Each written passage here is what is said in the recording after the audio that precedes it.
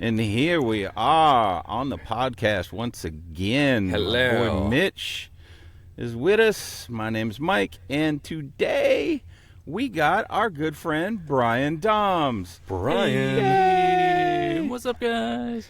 How you doing, Brian? How you been? It's been a hot minute since we've been in a room together. It has. It's A like virtual an room. old group back together. Yeah. We're just missing For Gunner. those of you who don't know Brian, and you need to get to know Brian, by the way, shout out your website, Brian, just so everybody can. BrianDahmsVoice.com.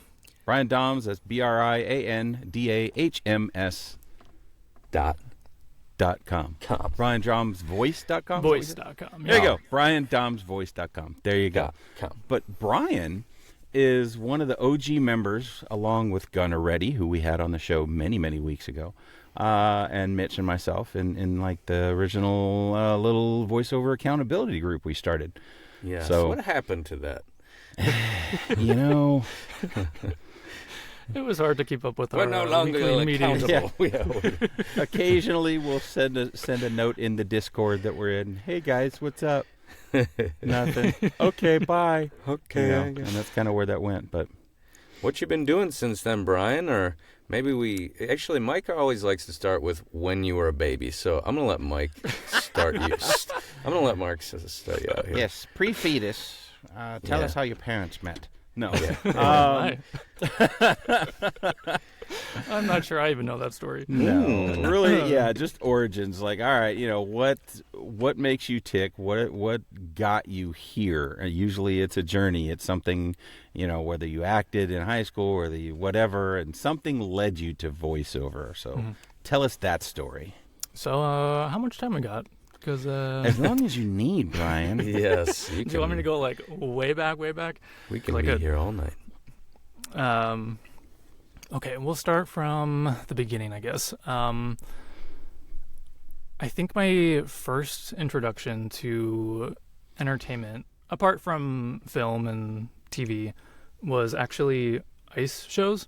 Like the Disney on Ice shows that would okay. tour the You're the one nation who every goes to year. those. and- Okay. It's funny because you said ice shows, and my brain did not compute ice, and I'm like, what kind of shows? Yeah, they just like blast it out of their wrists, you know? Yeah.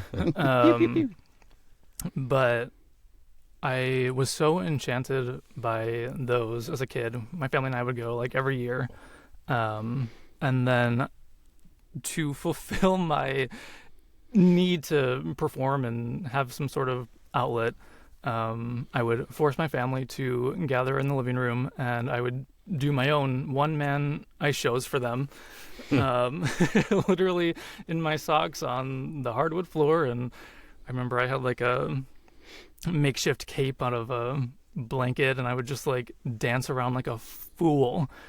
And of course, I mean, it was like themed and everything, and ice shows are never free, so I You when I would charged your be- family. Yeah. Cash. Well, not actually, but when I would be drug along to the grocery stores, I would grab the little coupons that would dispense, and then I would collect those, and those would be the tickets that my family would have to use to attend my ice shows. So, very bougie, very entrepreneur from a young age. There you go. But from there, in elementary school, I was involved in, you know, the standard grade shows, that like the 4th grade show, 5th grade show, all those kind of things. Had the confidence to actually audition for something in middle school. So that was my first musical. That gave me the confidence to audition for shows immediately in high school. I did plays, musicals. I'm also a show choir boy. If anyone is familiar with show choir, the whole singing, dancing, performing, touring the country, all that kind of stuff. No. Okay.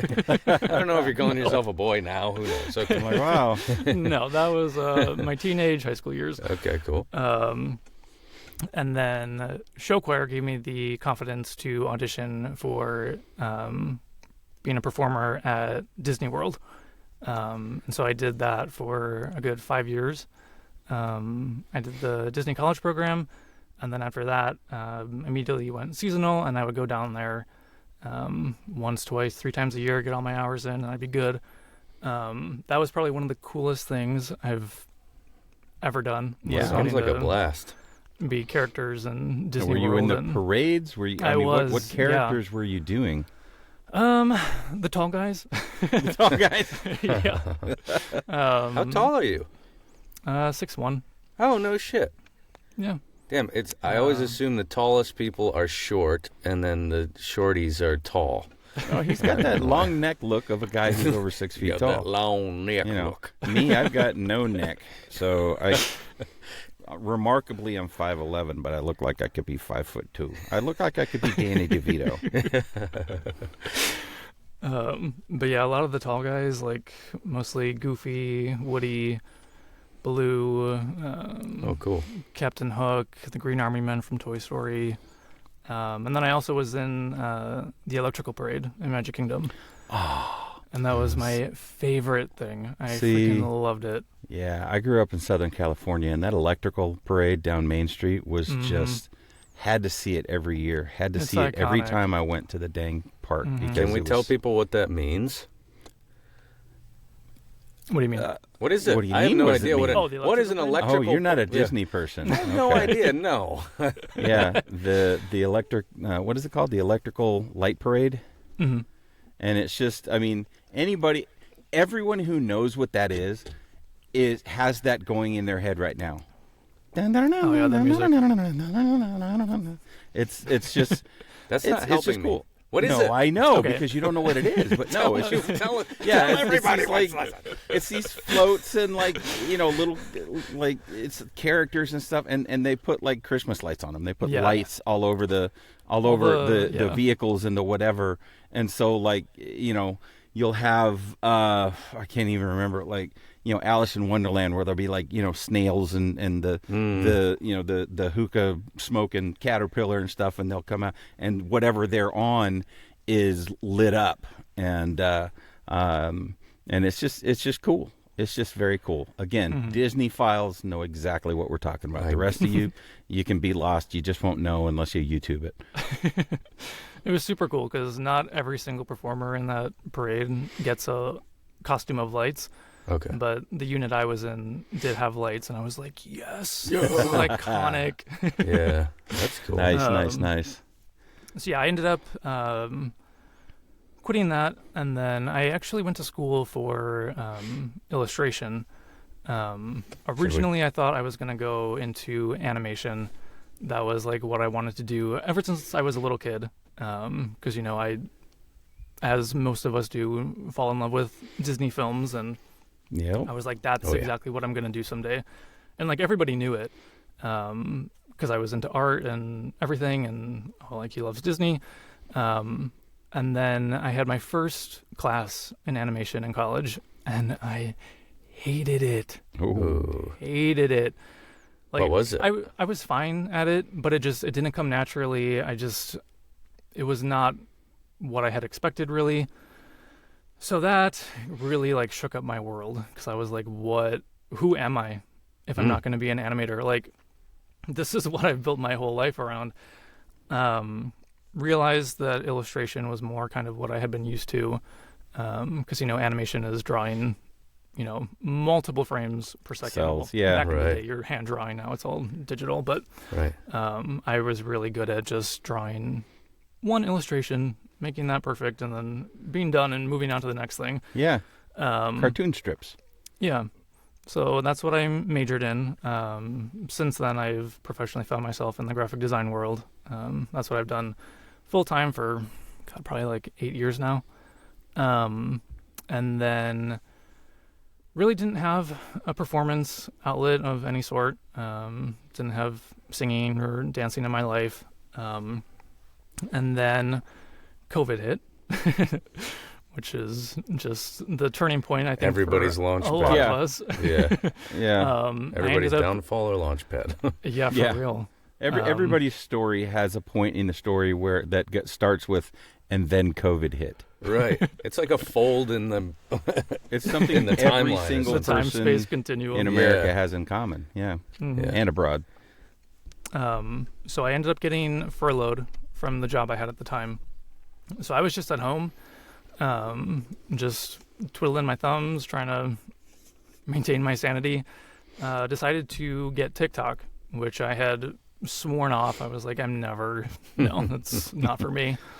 See, my TikTok is an app that you Mitch, can... I'm actually on TikTok, and I wish I wasn't, because it's such a time waster. But Wait, yeah. you gotta let me finish explaining what TikTok is. It's an Okay, app please do. for for please explain to me what I for already only know. young folks to put themselves out there.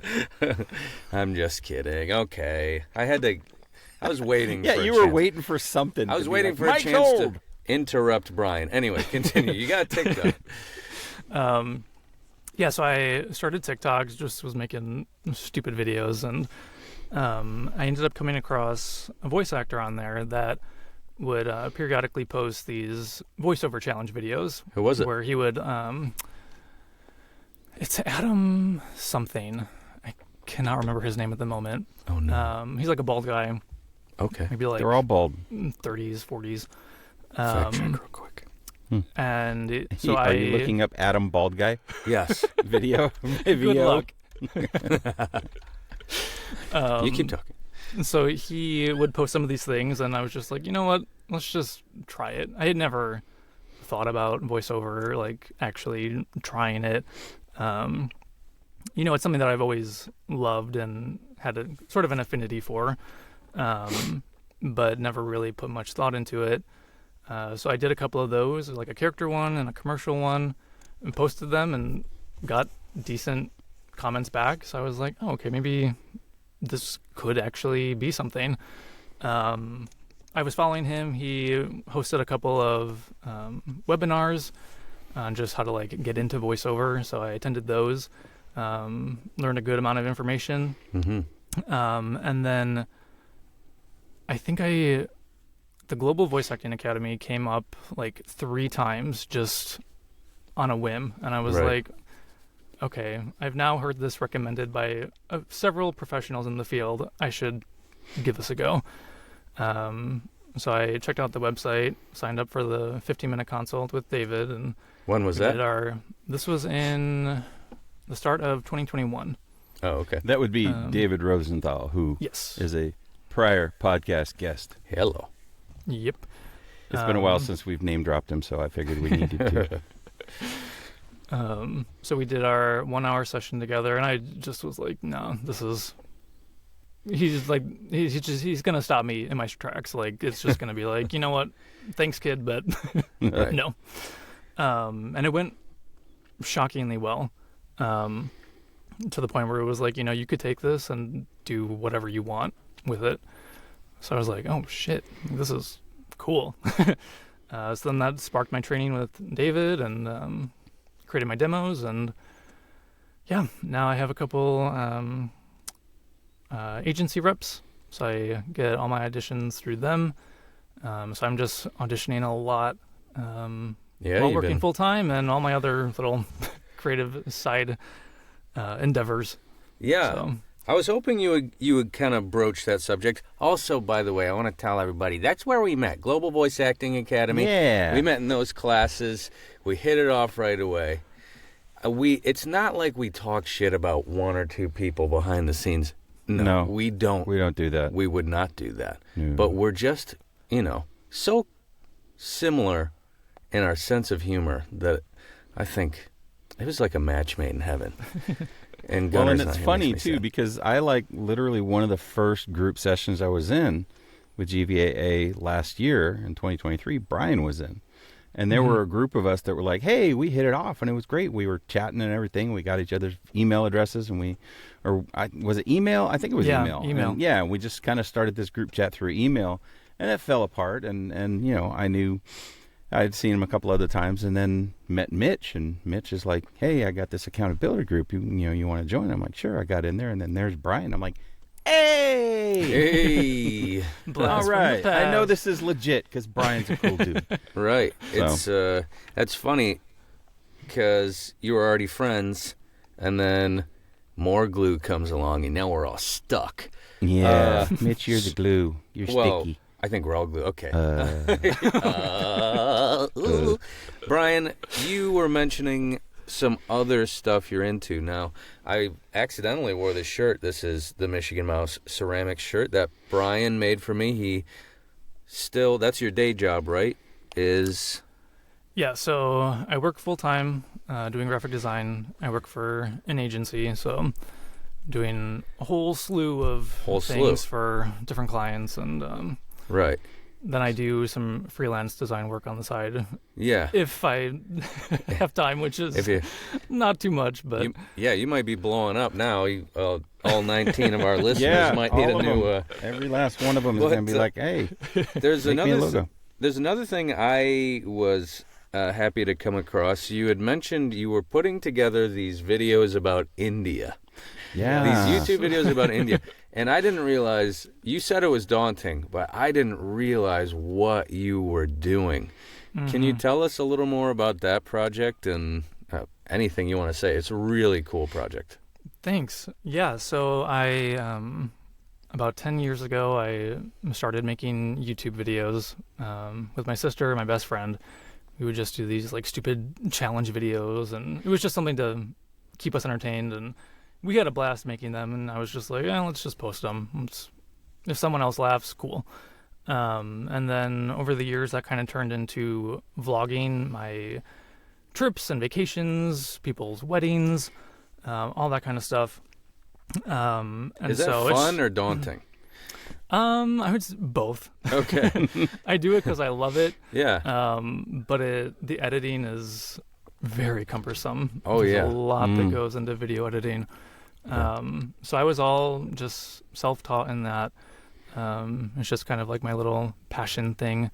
And then I do it just just seldomly. I don't try to like pursue it hardcore or anything. So it's been a slow roll or a slow burn. But actually January of last year, I went to India for my best friend from college's wedding. So cool. I went with my boyfriend, and we were there for like 2 weeks. And it was only my second time out of the country as an adult. Oh, wow. So totally new. The furthest I had gone was Cancun prior to that. So going from Cancun all the way to the opposite side of the world was mind-blowing. I'm still shocked I even was able to pull it off. But it was such a cool and unique experience. I was like, I have to document this every step of the way. And my friend's wedding was the most epic event I have ever been to, will probably ever get to go to.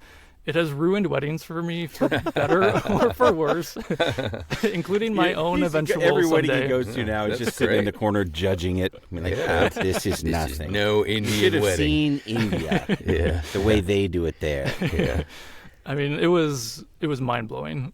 Even the people from there were saying, like, guys, for all of you foreigners, we want you to know that there's Indian weddings, and then there's this. Like, This is seriously next level. Do you know a prince or something? Like, do you know some person? Who is your best friend? People? An oil baron? No, I guess that's not India. That's Saudi Arabia. I don't know. Spice baron. No one of royalty or fame. But yeah, it was awesome, and it was officially a 3-day event, but events happened like 2 days prior, so almost like a 5-day event, I think. Where in India was it? So we flew into Delhi. Okay. Spent a couple days there, did a day trip out to the Taj Mahal, got to see that. And then the wedding was in Kochi, which is in southern India. Very tropical, sort of like Florida equivalent.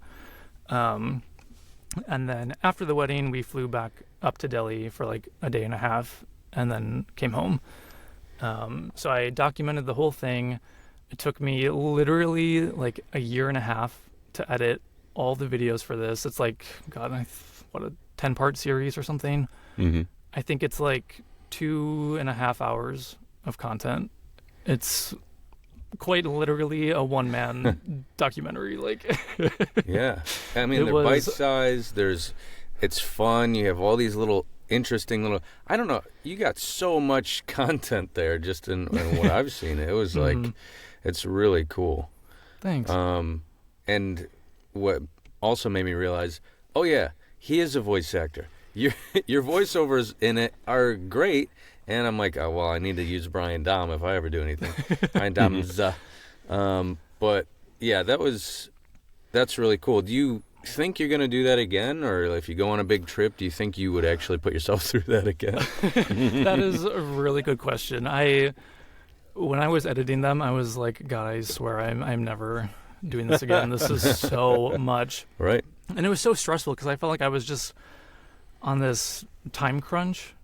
Even though, really, I mean, what would it matter if it came out 3 years after I was there, you know? Mm-hmm.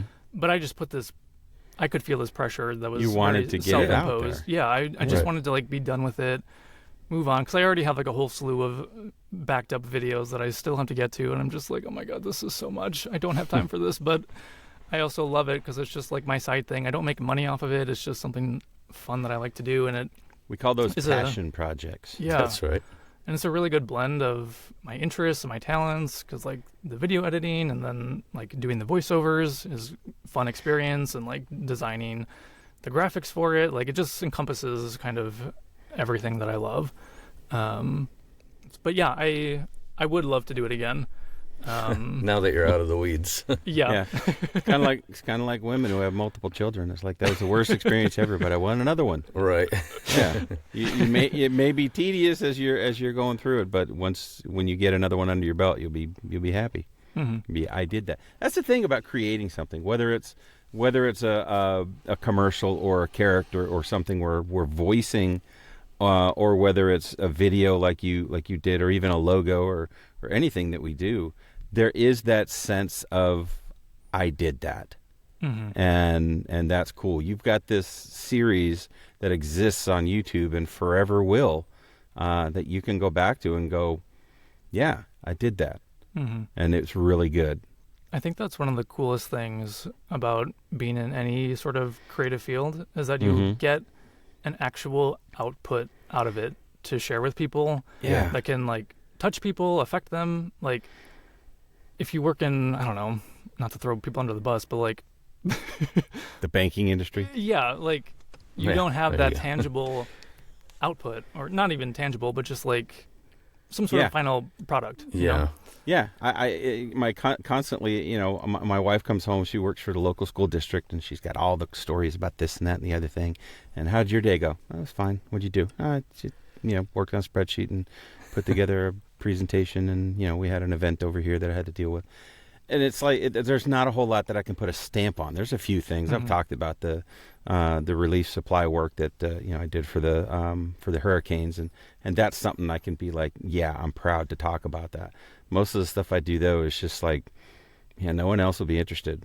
But when you create something as you did, as we do, in the voiceover industry, it's cool. You can point to people. You can go look. You can show people that trailer, or you can show people your reels, or you can show people that video you made. We can show people the podcast. It's satisfying. It definitely is satisfying. Absolutely. Yeah, for sure. Especially when it picks up more traction. And it being on YouTube, it just can't. It just lives there now. And if people are looking for XYZ, I don't know how you tagged that thing. I think that matters. But somebody could be like, I'm going to India and I need to see it. Oh, look, here's a whole series of somebody who went to India. Let's watch that. Yeah. And hopefully this gets it out there more. Yeah. What would your next project be, I guess? What are you really thinking about? So I've got some videos in the works. One's from last year, more from earlier this year. Birthdays, vacations, weddings, anything that I kind of go out of my way to experience. I like to document and share, and usually it's more of just like for myself and my friends, but I post it just in case people get a kick out of it and want to follow along. And the weddings specifically have kind of become like almost like a little like gift from my best friends. Okay. And I always tell them, this is by no means meant to replace your wedding video. Like, this is just to get a totally different angle of the same event. Yeah. One that's not like hyper polished and, you know, buttoned It's up. supplemental. It's just, yeah, exactly. And so it kind of gives like a more well-rounded view of their wedding. Everybody wants that. And anyone who is involved with that wedding or your trip would want that extra piece of the maybe they forgot something there. They got trashed. That has come up a few times, actually. Yeah, or just, the different perspective of, they were on one side of the room and you were, doing something on the other side of the room. I never knew that happened. I never knew so-and-so said that. Yeah. Right. This is a two-parter unless Mike's got something something up his sleeve. Go, Mitch. Okay, cool. With your pointed questions. This is, I think the guest always leads leads us into a beautiful place. But first, I'm going to ask them both. First, what would be your dream project in that realm? And then... In that realm being the video realm? The video creating the whole thing. That's all on you. What would be your dream job in voiceover? I can guess that, and I think you've told me before. And then if you had to pick one to get paid for and do for the rest of your life, which would it be, do you think? Ooh. Top one for video, I would say going to Japan. That is my number one place that I want to go to. It has been for many, many years.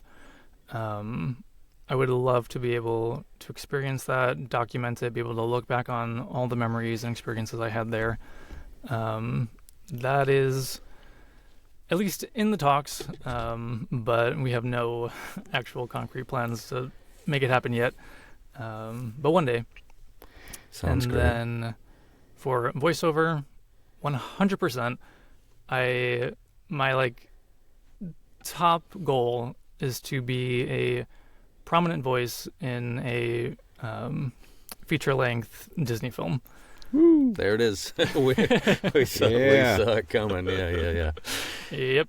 That's great. Yeah, anybody who says that's not a goal, Mitch, I don't believe.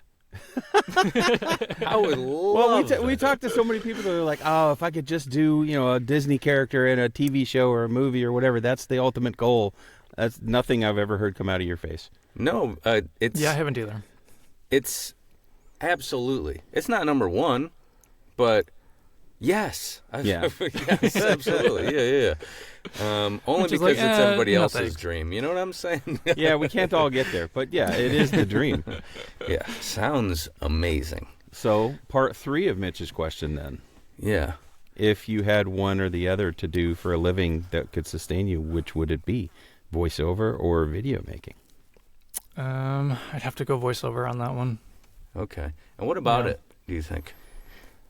I think it just fulfills that performance part of me that has just been there ever since I could walk. Yeah. I feel like that has been such a driving force in my life through every stage, every chapter of it. I always have some sort of performance outlet.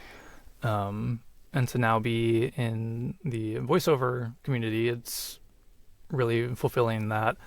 And looking back on how my life has played out now, it's funny that I always wanted to be an animator. And now, since that dream died and I went other avenues, now coming around into voiceover, I'm still pursuing animation, but just from a different angle. And so it's just like, wow, that is really cool how some dreams just honestly never die. You just find a different route to take. And it's kind of funny how things play out sometimes. That is, yeah. It's all circled around the same thing. You just attacked it from a different angle. Yeah, that's so great. I met Eric Bauza at One Voice, and it was different but similar. Where he was in animation, he was working for that studio, and then he ended up he would do the voices, and I can't remember his entire story, but he went from animating to being the voice of Bugs Bunny. and that whole cavalcade of characters, just from being on the other side of that industry. So right, yeah, surround yourself with it, and you have. You've Yeah. surrounded yourself with Disney for who knows how many years. Yeah, which again, having been to Japan, I'm sure when you do go, you need to plan on going to Tokyo Disney and Tokyo Disney Sea. They are the best. You've been? So, oh yeah, I went last year. Gosh. I went last year in October, and I don't know if you know this, Brian, if this has ever come up in conversation, but I was born in Japan. Really? Yeah. No, So I I did not went know that. back with my mom and my wife, and I got to go just being there with my mom. And I went back to my birthplace in Tachikawa, and she said, told me what it used to look like, and now it's a giant city and all this stuff. Oh So, my God. yeah, it was very fun, and we had to do the Disney parks, so we stayed at the Tokyo Disneyland Hotel. Can't recommend it more if you're a Disney-phile. It crossed that out, killed two birds with one stone on that trip, because I got to go to Japan, my birthplace, for the first time, and I did the Japan Disney parks. That's incredible. And in the spring, I'm going to Paris, and so I'm going to knock that one off the list too. So Oh my gosh, you're Then living it'll my just be dreams, Mike. nerds. Singapore, and Hong Kong. I think. Is it Singapore? I don't know. The Sweet. two over there in on the China coast are the last two. So someday, hopefully, we'll make a trip out there. But yeah. Mhm. Dang. Yeah. You'll have to give me all the details of it. Right. Yeah. Or- Well, hey, we'll talk offline. I'll tell you everything about it. We don't want to bore the listeners with that, though. Maybe I'll We're book a talking about ticket, too. voiceover stuff. yeah, you guys should just go together, and then make magic happen. That's what Disney's for. Yeah. I do have one final countdown question for you. You've been in classes and you've been around the voiceover community for a while now. Have you run into anybody maybe new or anybody maybe we haven't heard of that we should have heard of by now that you would recommend that we chat with? That is a Fine. good question. Yeah. I guess I could have warned you about this question, but now you will have to think. No, what's the fun of that? It's like somebody going on, on the Tonight Show where they prep the questions. Everything, That's no yeah, fun. exactly. We want Brian to be surprised. Yeah. The first person that comes to mind for me would be a guy named Eli Farmer. He was actually the tipping point that got me to pursue voice acting and GVAA and got that ball rolling for me. I had discovered him on YouTube because he was posting Kingdom Hearts videos, I think, or something, which is a huge fandom for me if anyone else out there loves Kingdom Hearts. Yes. But I saw that he was a voice actor, like, pretty recent, and he also went through GVAA. So I was like, okay, like, I'm set. I gotta check this company out. And he has gone on to do some cool stuff. I follow him on Instagram, and we've chatted a little bit. I've never met him, but he seems really sweet from what I can tell. He's gone to do some video game work, and most notably, he just got a part in the Digimon universe. Okay. And he was actually in a new feature film that came out. So I'm just like, oh my gosh, that's so cool. He just got to see it in theaters, and he's the voice of one of the characters. And I'm like, oh, that is so freaking cool. Wow. Yeah, that's great. Well, definitely check him out. The name sounds familiar, but I know some Eli's, so that might be. Once you've Isn't met there like one a Eli, you've met them all. Eli's cheesecake, is that a thing? I think it is. We can make it a thing. Yeah, we'll just ask Eli Farmer, and he'll be into it. There you go. Michael, here's the problem. Here's the Uh-oh. problem with this Mitch whole day. Always has these problems. What is it, Mitch? What is your problem this time? I'm just getting. I want to do ice shows. You know what I'm saying? Without ice, mostly just voice. Let's get in our socks. I just want to dance and make my family pay with coupons. I want to act, Michael. Can we do that? We can. Hey, Brian, would you like to mess around with us and do a little a fun little thing that we'd like to call the Chat GPT roulette? Hell yeah. Do you All even have to ask? right. Okay. Cool. All right. Well, listeners, as you know, we will pause here and it will be seamless, and we'll be right back with something fun. All right. We got a thing for you. We got a thing. What is this thing? All right. Well, shall I set the scene for you? Please, I want to know. Here we go. Opening scene. A wide shot of a quaint village with rolling hills in the background. The camera zooms in on a house that needs some serious TLC. As the camera approaches, we see two hosts, Jared and James, Hi. standing in front of the house, connected at the torso. They wear matching tool belts and wide smiles, ready to tackle their next project. Welcome to Conjoined Fixers, building the world together.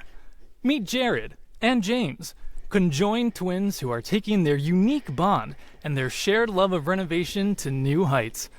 These two brothers might be physically connected, but they've learned how to work together as one to fix up homes around the world. Their teamwork goes beyond just construction. It's about the way they approach every challenge together as one. Hey, I'm Jared. And I'm James. Now, you're probably wondering how this whole conjoined thing works, and when it comes to fixing up houses, and why my twin looks like 20 years older than me. Well, it's a team effort, and we've had years to perfect it. Yeah, exactly. We don't just fix houses, and we're not identical, but we bring new life to them. It's all about balance and knowing how to make the most of what we got. Every day presents its own set of challenges, but Jared and James have mastered the art of communication and teamwork. Whether it's lifting, measuring, or even fitting into tight spaces, their bond allows them to tackle the job with creativity and efficiency.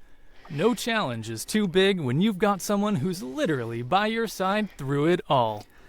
You know, it's not just about the work. It's about how we've learned to trust each other, both on the job and off.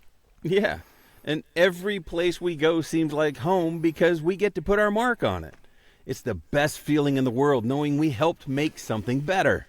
And seeing people's faces as they see the final result, it's priceless. Oh, yeah, it is. We might be conjoined, but we make an amazing team. Jared and James are more than just brothers. They're partners, in every sense of the word. Yep, you heard it here first, folks. Together, they're transforming homes across the globe, using their bond as the ultimate foundation for every project. From fixing foundations to redesigning rooms, they've shown that with hard work, creativity, and a whole lot of heart, anything is possible. Join Jared and James as they continue their journey, one renovation at a time, in Conjoined Fixers building the world together. That's a show I would watch. For sure. For sure. Man, oh man. Oh, greatness. Usually we do just these, we try to make it as off the wall as humanly possible. This was just the subtlety of the gag is we're conjoined. But other than that, it's a regular fix-up show. Same show. Yeah. Property good Brothers stuff. who? Yeah. We don't care about those guys anymore. Yeah. Just some conjoined brothers. Who wants to see a couple of really handsome dudes build a house when you can see conjoined twins try to carry a ladder together? Who are also lovers, ? Yeah, I don't know how that works because they're brothers, and that's you. That's a whole lot of you right there where you went with that. Wait a second. So many things to unpack there. Maybe, yes, we are maybe gorgeous. they're not actually brothers, and they actually had a surgery to fix themselves together. No, I don't know. Oh, okay. So more like a human centipede yeah, thing. human centipede. Oh, let's not. Now I got the image in my head. Imagine us Man. fixing up houses I ass do to mouth. everything I can to forget that. So I never saw the movie, but anyone has seen like the trailer, and it lives rent free in my head, and I try to forget it. It's just all On kinds that of note. On that note, If all that right. didn't just bring us all closer, then I don't know what will. That's Yeah. right. Yeah. Yeah. All right, I gotta go wash my mouth and my eyes and my ears And your brain. Yeah. and my brain. I just need to take that brain brush and get it out.